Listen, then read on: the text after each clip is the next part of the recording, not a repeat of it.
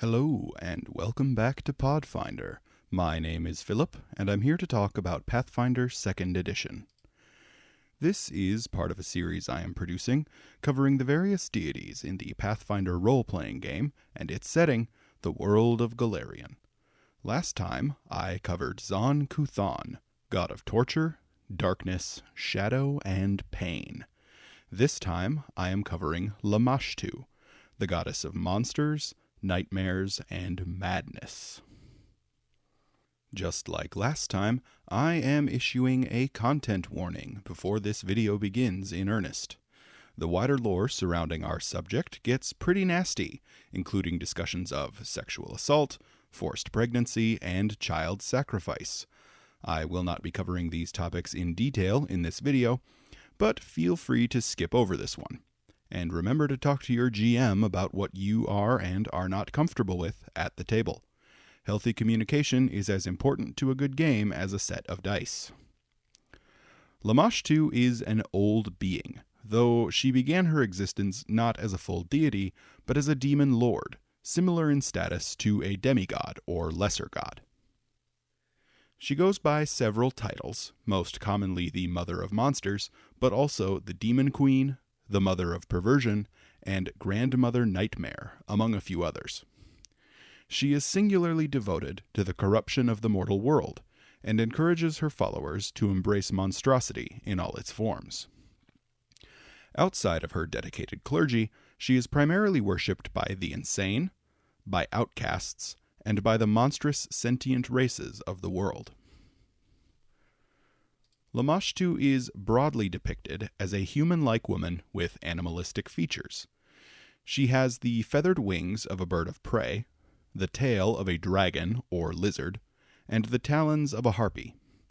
Her head is generally depicted as that of a three-eyed jackal, though monstrous races who worship her will typically depict her with the head of a beast more closely related to their own race.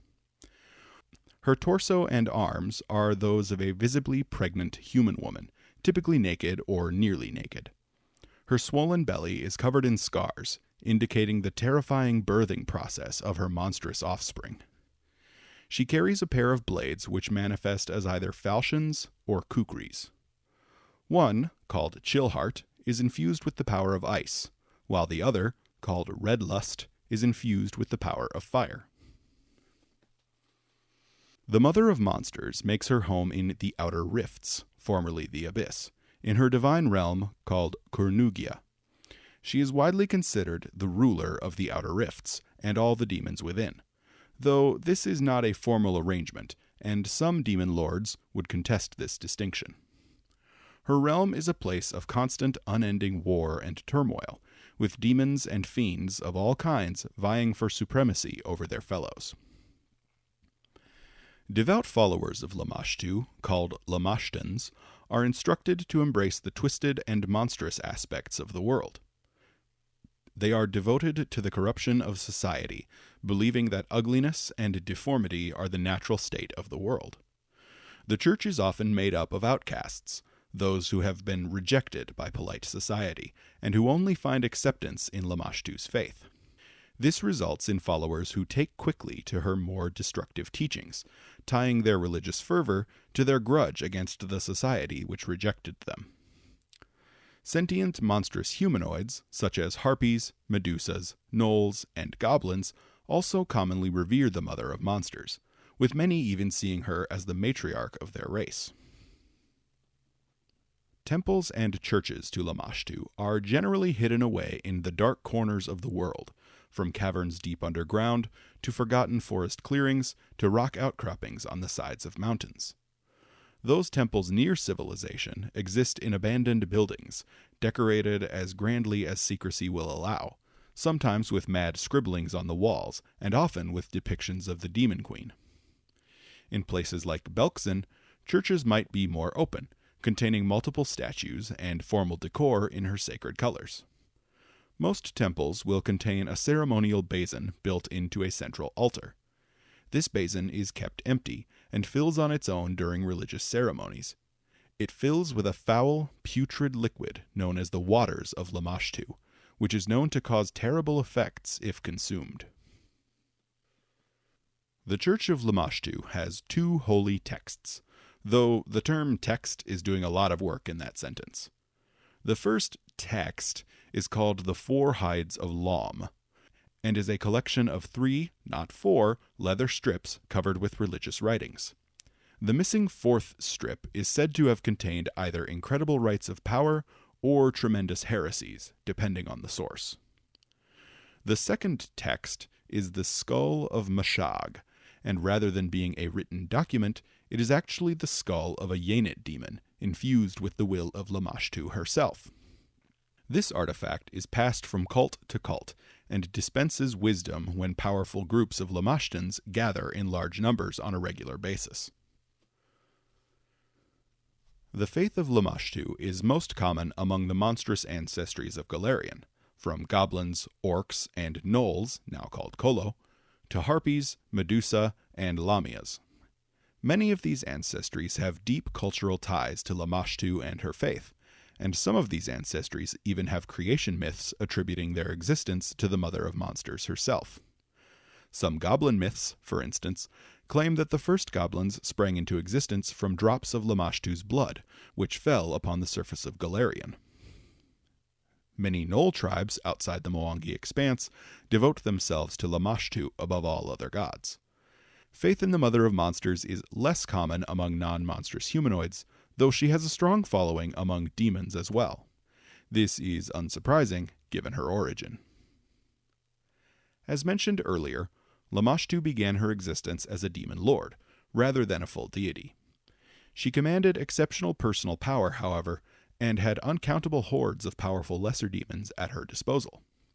Her consort at this time was the demon lord Pazuzu, and legends say that they produced many powerful and terrible offspring. But Lamashtu was not content with her position as a demon lord, and she formed a plan to attain even greater power. During the Age of Creation, she lured the deity Kirkanis, lord of beasts and travel, into her domain. She then threw hordes of minions at him until he was severely weakened, and she was able to safely approach and deal the killing blow. In doing so, she absorbed Kirkanis' dominion over beasts and ascended to full divinity. This plan left her exhausted, however, and Pazuzu betrayed her and attempted to strike her down. Lamashtu survived this attempted coup, however, and returned to the Abyss, forcing Pazuzu out of power, and kicking off a war between the two, which is ongoing to this day. Sometime after her ascension, Lamashtu learned of the origin of demonkind, as an experiment by one of the horsemen of the apocalypse. She declared war upon the horsemen, invading Abaddon with her armies and killing the horseman Drulema. She also captured, tortured, then killed the horseman Roshmolem, from whom she learned the art of creating new demons. She went on to combine this newfound knowledge with her own divine womb to birth new and horrendous creations of her own design. Unsurprisingly, given her nature as a demon lord, Lamashtu is viciously antagonistic, and sees most, if not all, deities as enemies. The only notable exceptions are those demon lords who pledge their loyalty to her and serve at her pleasure. Lamashtu is despised by nearly all good deities, though Desna hates her more than all others. Desna was once a pupil of Kirkanis, and the death of her mentor haunts her to this day. She has an ongoing vendetta against the Mother of Monsters, and seeks to destroy her and reclaim Kirkanis' dominion over beasts. For her part, Lamashtu considers the Song of the Spheres to be a flighty distraction, not worthy of her notice. Still, Desnans will specifically seek out and destroy Lamashtans given the opportunity, and Lamashtans are all too eager to return the sentiment. The Demon Queen takes a special interest in Shelyn. Lamashtu sees all forms of beauty as a facade, believing that ugliness and corruption are the natural state of the world. As such, she sees the Eternal Rose as the ultimate challenge. If she can capture Shelyn and torture and twist her into something ugly and evil, then her philosophy will be proven. Her ultimate goal is to turn Shelyn into a breeding machine for even more monstrous offspring, ensuring that her legacy as a goddess of beauty would be destroyed for all time. It is worth noting that, at my table, this goal would put Lamashtu in direct conflict with Zon Kuthan, who I play up as being oddly protective of his little sister despite his wickedness. This, however, is not canon in the official Golarion setting. Lamashtu is also on bad terms with most of her fellow evil deities. Being a demon, she is naturally too chaotic to be an ally with Asmodeus or the other lords of Hell. In fact, during the initial population explosion of demons in the Great Beyond, nearly overran the walls of Hell itself. Likewise, the daemons of Abaddon, note I am saying daemons, not demons, as they are two separate classifications of beings in Pathfinder, see her and her demonic subordinates as enemies. The Horsemen of the Apocalypse see her as a serious threat, though the current Horseman of War, Zuriel, owes her rise to power to Lamashtu for having killed the previous Horseman of War. Lamashtu does not return this positivity, however, instead wishing to capture Zuriel and use her body to birth new hideous creations. I'm sensing a theme with how Lamashtu wants to treat her enemies. Even more than the other denizens of Abaddon, however, Lamashtu considers Urgathoa to be a particular rival. The two goddesses often compete for might on the material plane, since the Pallid Princess's undead minions can often spread far more quickly than Lamashtu's own beasts. Urgathoa's dominion over disease can also lay waste to Lamashtu's living followers and offspring, leading to further conflict between the goddesses. And of course, the demon lord Pazuzu is one of her greatest and most vicious enemies. Lamashtu has never forgiven him for his betrayal after her ascension, and the king of the wind demons is more dedicated than ever to their feud. Their rivalry is so intense that pregnant women on Golarion are known to wear unholy symbols of Pazuzu to ward off Lamashtu's influence. And I love the idea of Pazuzu, the fearsome demon lord, specifically protecting pregnant women, entirely out of spite. All that being said, however, the Demon Queen rarely involves herself directly in the lives of her many rivals. She is more than content to keep to her own schemes, breeding progressively more monstrous offspring and unleashing them upon existence. For this reason, most of her conflicts with the other divine beings take the form of simmering cold wars, with most conflict taking place on the material plane or throughout the rest of the inner sphere. Though she has many enemies, the Mother of Monsters does have a few notable allies. The first two are Sokothbenoth and Baphomet, demon lords who occasionally serve as consorts to the Demon Queen. Each claims to have sired monstrous offspring with her, and she has not denied these claims. She is also apparently on good terms with Glonder, the god of parasites. The two bond over their mutual distaste of Desna. Her most notable allies are the four goblin hero gods, Hadragash, Venkelvor, Zarongel, and Zogmugot. These four lesser deities, often credited with the creation of the goblin race, once served Asmodeus in Hell, but were freed from their servitude when Lamashtu created a new realm for them in the Outer Rifts.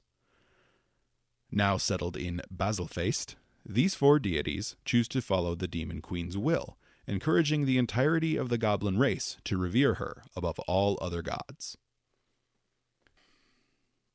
For players who might be interested in characters who follow Lamashtu, here are a few useful details. For those using the alignment rules, Lamashtu is a chaotic evil deity and will accept clerics of only that alignment. Her edicts are to bring power to outcasts, to indoctrinate children into her teachings, to make beautiful things monstrous, and to reveal the corruption in all things. Conversely, to attempt to treat a mental illness or deformity, or to provide succor to her enemies, are all anathema to Lamashtu. Her holy symbol is a jackal's head, with a third eye in the center of its forehead. At my table, I will sometimes have this symbol change in different parts of the world, replacing the jackal with the head of an equivalent predator local to the region, like wolves in northern forests or hyenas in southern savannas. Her domains are family, might, nightmares, and trickery, and she also has the alternate domain of change. Lamashtu's sacred colors are red and yellow, though formal garb often consists of black and brown fabrics due to the limited availability of dyed fabrics in areas where the Mother of Monsters is commonly worshipped.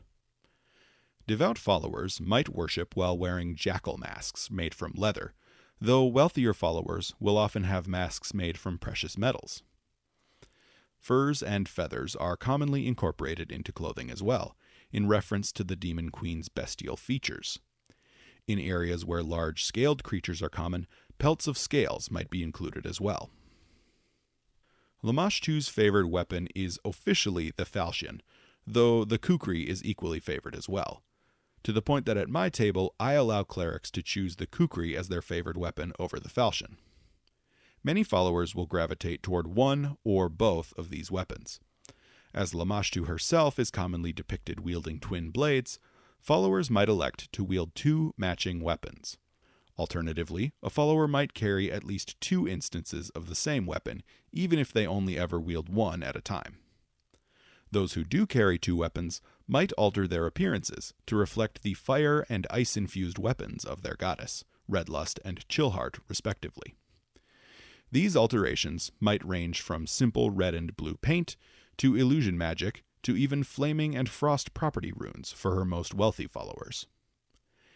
In the wilder parts of the world, followers will often be limited to simple, inelegant weapons, like clubs or spears, or will rely on whatever weapons they manage to find on their fallen enemies.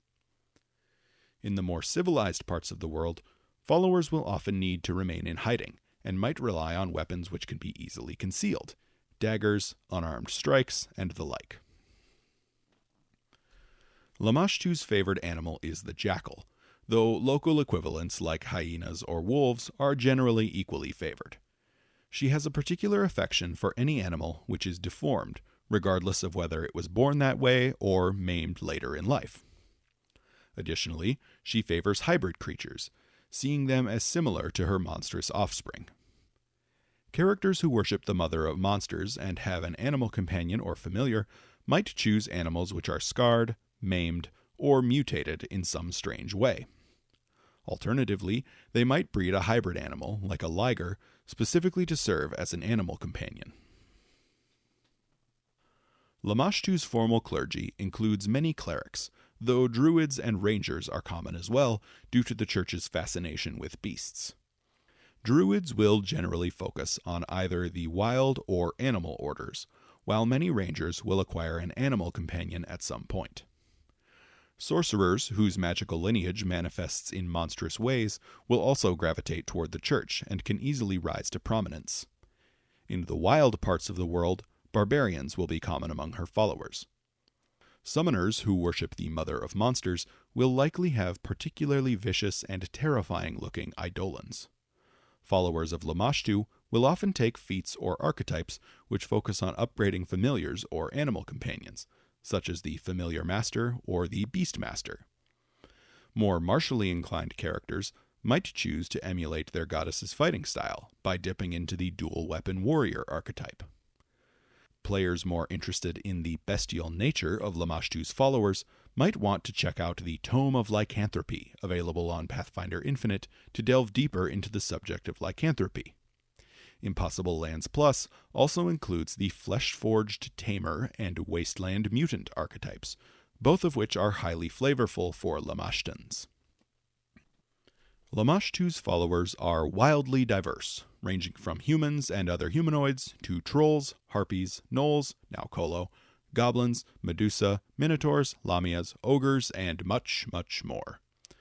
Those followers which belong to the humanoid races are often outcasts, the insane, the sick, the mutilated, those who were rejected by society for being different, and were only ever shown love and acceptance by the Demon Queen's followers.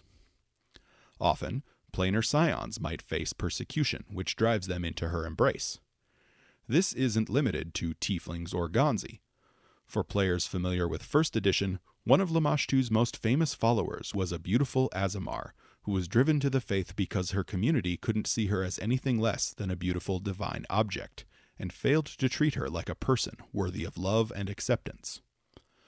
Other ancestries, with scary appearances, might be similarly affected, such as flesh warps, beastkin, dhampirs, or changelings. Elemental scions might easily find themselves ostracized, especially in smaller communities. Devout followers of Lamashtu will live lives devoted to the monstrous and ugly things of the world. Followers capable of bearing children will often attempt to impregnate themselves with monstrous offspring, actively seeking out malformed children, or children which are half-breeds with other ancestries. Female followers will generally seek to bear as many children as possible, though the children they seek to bear often result in difficult pregnancies or births. Those followers who cannot bear children might attempt to simulate the practice by infecting themselves with parasites. Due to the emphasis on birthing children, female priests are often elevated to positions of higher authority than their male counterparts, though this only applies if the priestess in question is capable of bearing children. Those with barren wombs are considered particularly cursed and the lowest of the low. Those followers who don't focus on bringing more monsters into the world might instead choose to pursue their faith by destroying or corrupting things which are traditionally beautiful. This might range from destroying works of art to kidnapping and mutilating attractive people, often leaving them alive to allow their ugliness to persist in the world. For those players looking for more character inspiration or to homebrew some custom magic items for a follower of Lamashtu, check out her 1st edition page on Archives of Nethys. Her deific and demonic obediences are particularly flavorful, and the weapons Redlust's Daughter and Chillheart's Daughter might be very fun to port over to 2nd edition. For GMs looking to integrate Lamashtu and her followers into a campaign, here are some ideas. Lamashtu's current herald is Yethaz Mari, one of her most favored offspring. It is a jackal-like creature whose eyes have been burned to coals due to the horrors it has witnessed. Her divine servitors are the Swaith demons, foul eyeless monstrosities made from the souls of those who used animals to commit violence. When she elects to communicate with her faithful, she often sends sudden deformities or unexplained pregnancies which result in monstrous offspring. To those she particularly hates, she might send a perfect child, one unblemished and uncorrupted. She might also afflict her enemies with infertility. The Mother of Monsters would make for an excellent antagonist for a party which worships the Prismatic Ray, the pantheon made up of Sarenrae, Shelyn, and Desna. Lamashtu takes a particular interest in one of these goddesses, and has a long-standing grudge with another. Perhaps followers of Lamashtu have been kidnapping priestesses of Shelyn to destroy their beauty. Desnans might be all too willing to go to war over this, while Sarenites might be forced to hold them back and preach the values of mercy, though how effective mercy might be with a devout Lamashtan is highly suspect. Lamashtu's unique holy text also provides some interesting potential story hooks. The missing 4th hide of Lam might serve as a fascinating artifact for a group of PCs to recover. These PCs might be followers of Lamashtu, determined to locate the text and use it to spread their faith. Or they might be opposed to her faith and might be seeking the text specifically to destroy it or to reveal the heresy it contains. Finally, followers of Lamashtu focus on birthing monstrous creations, and that provides a great opportunity for you as a GM to throw some weird shit at your players. Make up hybrid creatures by combining stat block features from wildly different monsters. Break out those monster templates like Mutant Cryptid, or Experimental Cryptid, or Primeval Cryptid. Basically any cryptid template. If you really want to branch out, check out some of the dozens of templates from 1st edition. Traumatize your players a little bit. Have fun. In all seriousness, though, Lamashtu's faith is tied to some pretty repulsive topics, including sexual assault and forced pregnancy. Remember to talk to your players about what they are and are not comfortable with at the table. This game is for everyone, and healthy communication between table mates can help make the experience better for everybody. So that's it. That's Lamashtu, the mother of monsters and the queen of demons. She is particularly vile and stands as one of the biggest threats to the civilized world. Next time, I'll be covering a deity who acts as civilization's greatest defender, for good or ill. Up next is Abadar, the god of cities, civilization, and trade. If you enjoyed this video, consider checking out my rules supplement Expanded Ancestries on Pathfinder Infinite. It adds over 200 new ancestry feats to the game, spread among each of the ancestries not covered by the Pathfinder 2e remaster. And be sure to like and subscribe to see more videos like this.